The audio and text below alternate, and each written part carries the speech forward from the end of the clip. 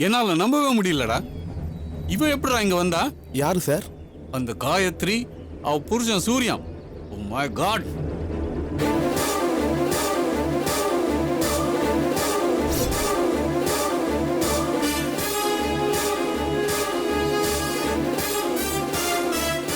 நான் இங்க இருக்கிறது தெரிஞ்சு வந்திருக்காளா இல்ல தெரியாம வந்திருக்காளான்னு எனக்கு தெரியலையே. சார் நல்லா பாத்தீங்களா சார்? அவதானே அது. ஐஸ் ரூம்லயே சத்து இருக்க வேண்டிய இந்த காயத்ரி என்னை அசிங்கப்படுத்தி என்னை கோர்ட்டுக்கு இழுத்து ஜெயிலுக்கு அனுப்பி களி தின்ன வச்சவ. என் கண்ணு தப்பு பண்ணாதடா. நான் பார்த்தேன். இங்கதான் அவ இருக்கா. அவ புருஷனோட இருக்கா. இருக்க கூடாதவ இருக்காடா. அதுவும் நான் இருக்கிற இடத்துல.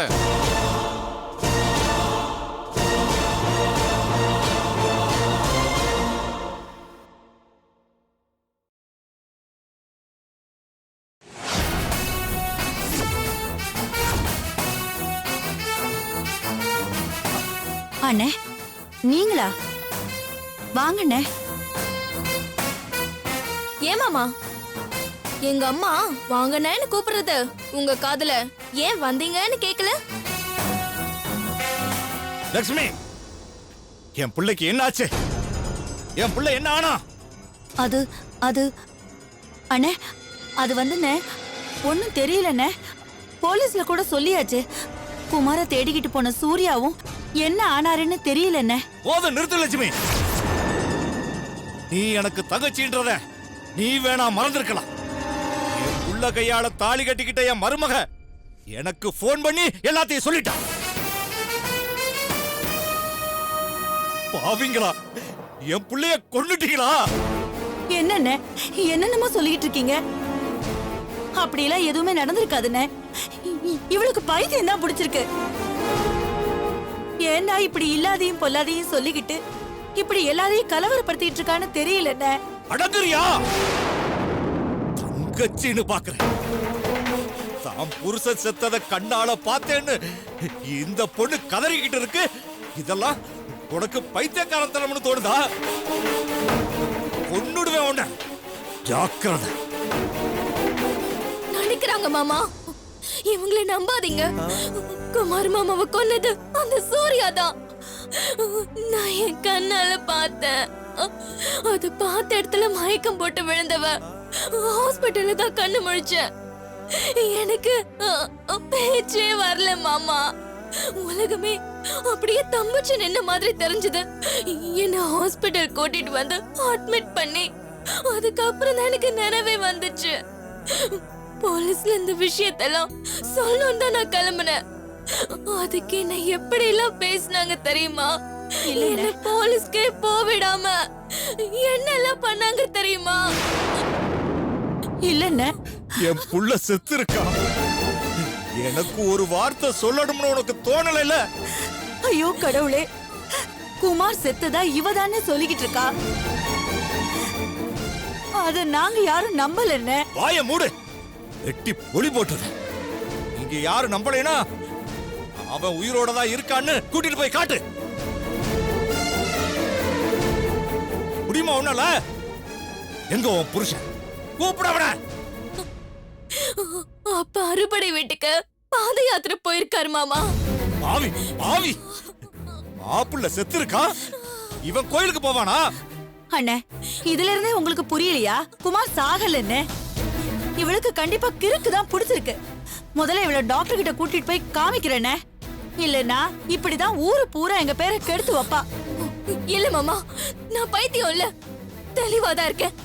எந்த டாக்டர் கிட்ட வேணா வர, நீங்க கூட்டிட்டு போங்க. ஆனா இவங்க வேண்டாம். எங்க அம்மா அப்பா ரெண்டு பேரையும் நான் நம்புறதா இல்ல. என் புருஷன் சவ நான் பார்த்தேன்னு சொல்றேன். கொன்னதே எங்க அக்கா புருஷன் தானே சொல்றேன். இல்லவே இல்லன்னு அலட்சாட்டியம் பண்ணிக்கிட்டு அதே காயத்ரியோட இப்ப வரைக்கும் ரகசிய தொடர்பு வச்சுக்கிட்டு குஞ்சி கொலாவிக்கிட்டு இருக்காங்க மாமா. கேட்க யாரும் இல்லன்னு நினைச்சிட்டாங்க போல இருக்கு. அது சரி, நேத்து நான் உனக்கு போன் பண்ணேன்னு சொன்னியாமே உன் பொண்ணுகிட்ட, நான் எப்ப பண்ண உனக்கு? அது இத பாருங்கண்ணே, நான் இவளை வச்சுக்கிட்டு எவ்வளவு கஷ்டப்பட்டுக்கிட்டு இருக்கேன்னு உங்களுக்கு தெரியாது. இவ வாய் அடைக்கிறதுக்கு ஏதோ ஒண்ணு சொல்லி வச்சனே தவிர உண்மையிலேயே அதுக்கெல்லாம் வேற அர்த்தம் இல்லைன்னு. போய் மாமா போய் நம்பாதீங்க. நேத்து இவங்க பேசினது காயத்ரியோட தான். எந்த கோவில்ல வேணா இத சோட தடிச்சு சத்தியம் பண்றேன். குரல வசதி சத்தம் போட்டா நான் அடங்கிடுவேன்னு நினைக்கிறாங்க. எனக்கு இங்க பாதுகாப்பு இல்ல மாமா. எனக்கு பைத்தியக்கார பட்டம் கட்டி நிரந்தரமா ஹாஸ்பிட்டல்ல தள்ள பாக்குறாங்க. என் புருஷன் செத்துருக்காரு. அவருக்காக இவங்க ஒரு சொட்டு கண்ணீர் கூட விடல. இவங்கள மனுஷ ஜென்மமானு கேளுங்க மாமா. லட்சுமி, என் புள்ள தப்பாட வந்தா அதை என்னைக்கு நான் மறுக்கல. அவனை வெட்டி போட்டுட்டு வரேன்னு சொல்லிட்டு தான் அன்னைக்கு இதே இடத்துல இருந்து நான் கிளம்பி போனேன். இன்னைய வரைக்கும் அவனை பார்க்கல. ஆனா நான் தேடாம இல்லம்மா, என்னால முடிஞ்ச வரைக்கும் நான் தேடிக்கிட்டு தான் இருக்கேன். ஆனா என் மருமக போன் பண்ணி, மாமா உங்க புள்ள செத்துட்டாருன்னு கதறனா பாரு, அப்பவே நான் செத்துருக்கணுமா. ஐயோ, புத்திர சோகம்னா என்னன்னு தெரியுமா உனக்கு? இப்போ நான் அனுபவிச்சுக்கிட்டு இருக்கேன். ஐயோ, இப்படி ஒரு புள்ளைய பெத்து இந்த பொண்ணு வாழ்க்கைய பாழாக்கிட்டேமேனு மனசுக்குள்ள கதறிக்கிட்டு இருந்தேன். என்னைக்காவது அவனை திருத்தி சரி பண்ண முடியுமான்னு ஏங்கிக்கிட்டு இருந்தேன். எதுக்குமே வழி இல்லாம இப்படி மொத்தமா போயிட்டான்னு சொல்லிட்டாளே.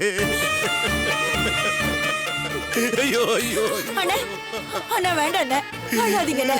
குமாருக்கு அப்படிலாம் ஒண்ணும் ஆயிருக்காதுண்ணே. ஏய், திரும்ப திரும்ப ஒரு பொய்ய சொல்லி உண்மையாக்கலான்னு பாக்குறியா? உன் பொண்ணு தாலி எடுத்துட்டு நிக்க போறா. அந்த துக்கம் கூட இல்லைனா அப்புறம் நீ எல்லாம் என்ன தாய் சொல்லு. இத பார், எனக்கு என் புள்ள உசுரோட வேணும், இல்லைன்னா அவன் உடம்பாச்சு வேணும். ரெண்டும் இல்லாம அவனை காணோம்னு சொல்லி காளம்பூராவும் கதை சொல்லிக்கிட்டு நீயும் உன் புருஷனும் கணக்கு போட்டுக்கிட்டு இருக்கீங்கன்னு தெரிஞ்சது, தங்கச்சின்னு கூட பார்க்க மாட்டேன், உயிரோட கொளுத்திடுவேன் ரெண்டு பேரையும்.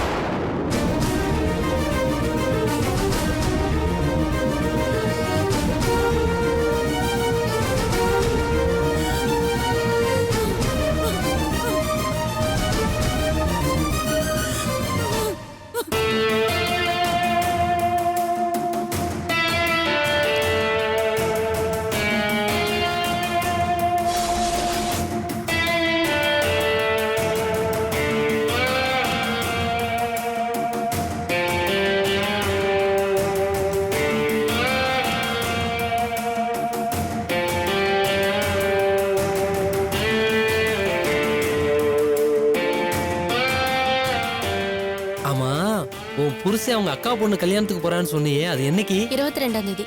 அப்போ எனக்கு பிரியாணி ஆக்கி போடுறியா? போங்க.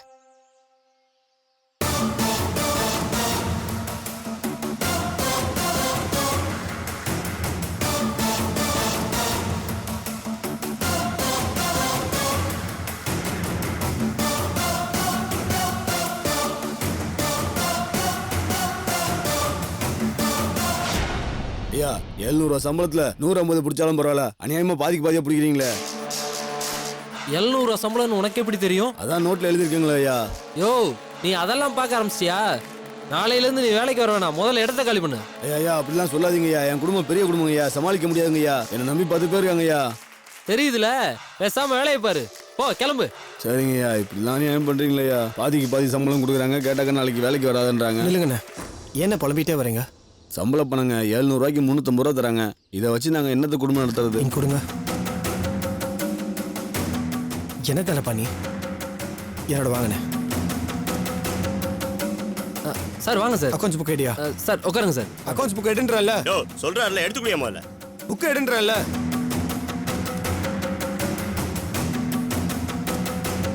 உங்க பேர் என்ன? ராஜாராமுங்க. 700 ரூபா சம்பளம் இவருக்கு, ஏன் 350 ரூபா தான் கொடுத்துருக்க? சார் இவர் அப்பப்போ 50-100 செலவுக்கு அட்வான்ஸ் வாங்குவார் சார், அதை கழிச்சிட்டு தானே சார் கொடுக்க முடியும். என்னண்ணே, எதாவது அட்வான்ஸ் வாங்கியிருக்கீங்களா? இல்ல வாங்கல சார். நீங்க யாராவது இங்க அட்வான்ஸ் வாங்கியிருக்கீங்களா? அம்மா வாங்கம்மா. உங்களுக்கு எவ்வளவு சம்பளம் கொடுத்தாங்க? 350. உங்க பேரு? பத்மா. உங்களுக்கு 700 தான் போட்டிருக்கு. நீங்க ஏதாவது அட்வான்ஸ் இல்ல வாங்கினீங்க? வாங்கலையா? யோ, இவங்களுக்கு எல்லாருக்கும் 700 ரூபாய் சம்பளம் போட்டு கையில 350 ரூபாய் தான் கொடுக்குறேன். இது உனக்கே அசிங்கமா இல்ல? இந்த மாதிரி பழப்புக்கலாம் நீ போய் பிச்சை எடுக்கலாம்யா. Sir sorry sir. இதோ பாரு, ஜஸ்ட் ஸ்டாப் இட். இன்னிலேந்து இவங்களுக்கு என்ன சம்பளம் இந்த புக்ல ரெஜிஸ்டர் ஆயிருக்கோ அந்த சம்பளத்தை மட்டும் தான் நீ கொடுக்கணும். அதுக்கு மட்டும் தான் நீங்க இருக்க. Understand that? சரிங்க சார். இனிமேல் யாரும் பயப்பட வேணாம். உங்களோட சம்பளம் 700 ரூபாய். இவர் இனிமேல் 700 ரூபாய் கொடுத்தா மட்டும் நீங்க கையெழுத்து போட்டு வாங்கிட்டு போங்க. குறைச்சு சம்பளம் கொடுத்தாருன்னா கையெழுத்து போடாதீங்க. அது எப்படி சார் நடக்கும்? அதான் நான் வந்துட்டேன்ல. இந்த பாருங்கம்மா, சார் தான் நம்ம எஸ்டேட்டுக்கு வந்திருக்க புது மேனேஜர். இந்த பாருங்கம்மா, இனிமே இந்த ஊழல்லாம் எதுவும் இங்க நடக்காது. யாரும் கம்மி சம்பளத்துக்கு வேலை பார்க்க வேண்டிய அவசியம் கிடையாது. நம்ம முதலாளி என்ன சம்பளம் ஃபிக்ஸ் பண்ணாரோ அந்த அமௌண்ட் அப்படியே உங்க கைக்கு வந்து சேரும். யோ, இனிமே நீ தெனப்பன் நாளைக்கு காலையில எக்ஸாக்ட் 10 o'clock எங்க கெஸ்ட் ஹவுஸுக்கு லாஸ்ட் 3 years அக்கௌண்ட்ஸ் புக் எடுத்துட்டு வா. என்ன யூஸ் கவுண்டர் எல்லாருக்கும் இப்ப சம்பளத்தை கரெக்டா கொடு. பாத்துங்க தண்டபாணி. நான் பாத்துக்கிறேன் சூர்யா, நீங்க போங்க. யோ எடியா, அந்த அக்கௌண்ட்ஸ் புக் எடியா. கொண்டா. எண்ணி குடியா 700 ரூபா.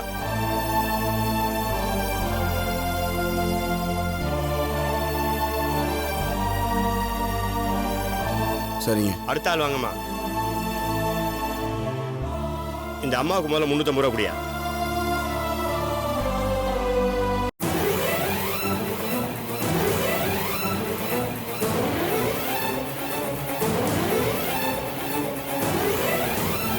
சரி, இப்போ சொல்லுங்க, என்ன கேஸ்? கொஞ்சம் டீட்டெயிலாக சொல்லுங்க. சார், என் வீட்டுக்கார் பேரு குமார்.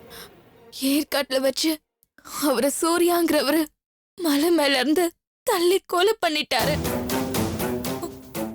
இத நான் என் கண்ணால பார்த்தேன். ஆனா நடந்த கொலைய மறைச்சு சூர்யாவை காப்பாத்தணுங்கிறதுக்காக என் வீட்டுக்காரர் சாகவே இல்ல, தலைமறைவா இருக்காருன்னு சொல்லி எங்க அப்பா அம்மாவே கதை கட்டி விட்டுக்கிட்டு இருக்காங்க சார். ஐயா, இவ என் மருமக பொண்ணுங்க. இவ சொல்ற குமார் தான் என் புள்ள. கொஞ்சம் இருங்க சார். ஏமா, யாரோ ஒரு சூர்யாவை காப்பாத்துறதுக்காக உங்க அப்பா அம்மா ஏன் உங்க புருஷன் சேர்த்ததையே மறைக்க நினைக்கணும்? யாரோ சூர்யா இல்ல சார், அவர் எங்க அக்காவோட புருஷன். ஓ, வெரி ஸ்ட்ரேஞ்ச்.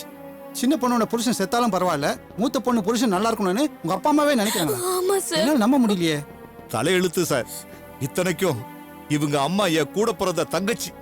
இன்னும் சொல்ல போனா என் புள்ள என் வீட்டுல வளர்ந்ததை விட அவ வீட்டுல தான் அதிக நாள் இருந்திருக்கான். அத்தை அத்தைன்னு சின்ன வயசுல இருந்து அவ மேல உசுரையா வச்சிருந்தான். அப்புறம் எப்படி சார் எப்படிலாம் ஆச்சு? விதி சார், உங்களுக்கு முதல்ல இருந்து சொன்னாதான் புரியும் நினைக்கிறேன். என் வீட்டுக்கார்கிட்ட சில பிரச்சனை இருந்தது. அவர் கொஞ்சம் சரியான ஆள் இல்லதான். அப்படின்னு வந்து அவருக்கு எங்க அக்கா மேல வெறுப்பு இருந்துச்சு சார். சரி, மேல சொல்லுங்க. எங்க அக்காவை எப்படியாவது அடையணும்னு விரும்பினாரு. அது நடக்காதுன்னு தெரிஞ்சப்ப அவரால் அதை தாங்கிக்க முடியல. எங்க அக்காவுக்கு கல்யாணம் ஆனதுக்கு அப்புறமும் அவர் அவளையே தான் நினைச்சிட்டு இருந்தாரு. அட கஷ்டமே, என்ன கொடுமை இது? தப்புதான் சார். என் புள்ள யோக்கியன்னு நான் சொல்ல வரல. அவன் பொறுக்கிதான், தப்பானவன் தான்.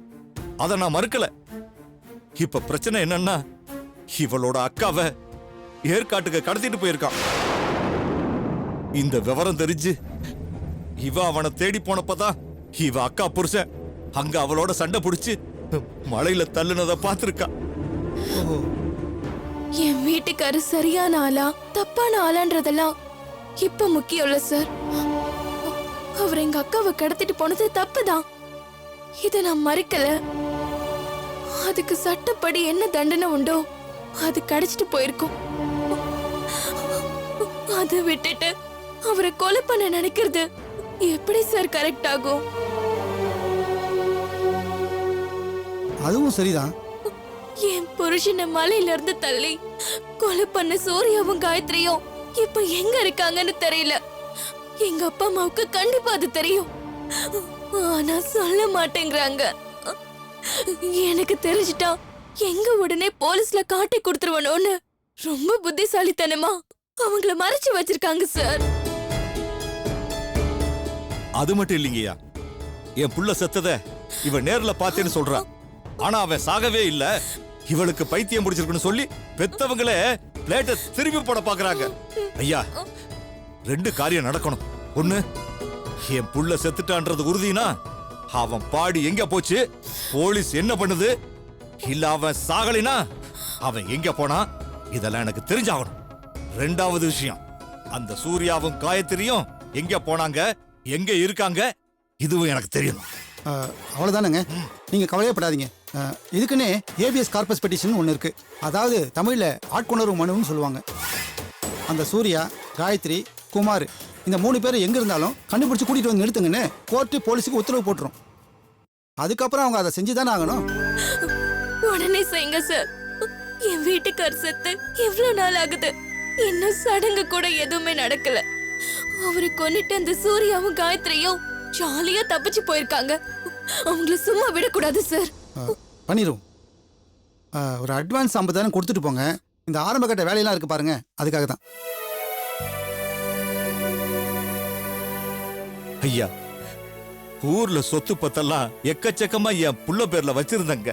ஆனா அந்த படுபாவி எல்லாத்தையும் வித்து பணமாக்கிட்டு சொல்லாம கொல்லாம இவங்க அக்காவை இழுத்துட்டு ஓடிட்டான். இப்ப பாருங்க, அவ செத்துட்டான்னு தெரிஞ்சோ ஒரு சொட்டு கண்ணீர் கூட விட முடியாம அவ பணத்தை தேடி எடுக்க நான் செலவு பண்ண வேண்டியிருக்கு.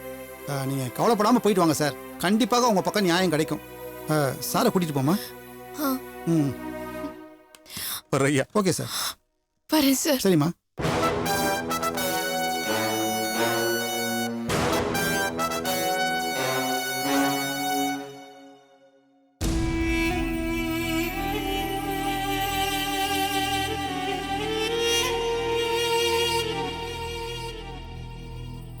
அவ லேசுப்பட்ட பொம்பளை இல்லடா.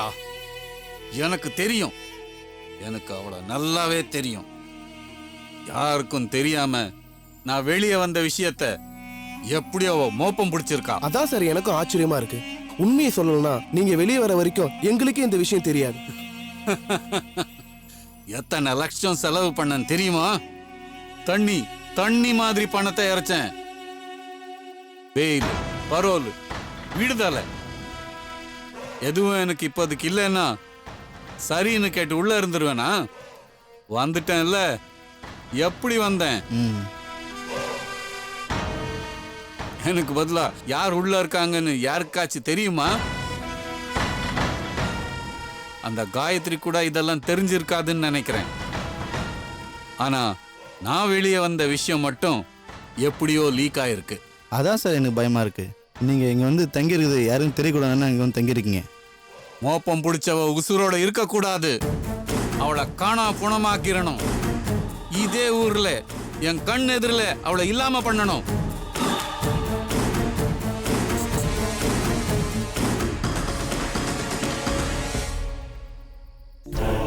நீங்க எதுக்கு சூர்யா இப்ப கவலைப்படுறீங்க? இந்த சூப்பர்வைசர்லாம் ஒரு மண்ணாங்கட்டியும் பண்ண முடியாது. இவனெல்லாம் ஒரு ஆள் நம்பி வேலையை கொடுத்து, ஒரு பொறுப்பை கொடுத்து, மாசம் பிறந்தா சம்பளத்தை கொடுத்து நல்லபடியா வச்சிருக்காரு பாருங்க. நம்ம முதலாளியை சொல்லணும். பல பேர்கிட்ட இந்த ப்ராப்ளம் இருக்கு தண்டபாணி. அதிகாரத்தை கொடுத்து சுதந்திரமா விட்டா எல்லாரும் ஒரு இடத்துல தப்பு பண்ண ஆரம்பிச்சிடுறாங்க. ஆனா எல்லா தப்புக்கும் தண்டனைன்னு ஒண்ணு இருக்கு காயத்ரி. நீங்க ஒரு நிமிஷம் இருங்க.